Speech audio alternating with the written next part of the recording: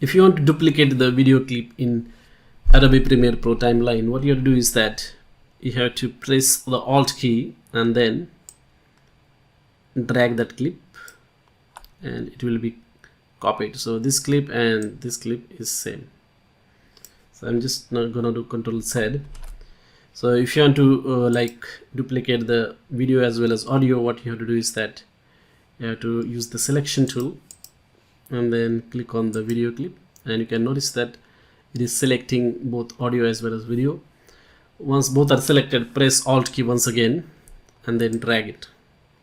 So you can see that now we have got two copies of this particular clip, over here and over here as well. And same way you can do it for this one as well. Just press Alt key and then make another copy, so on and so forth.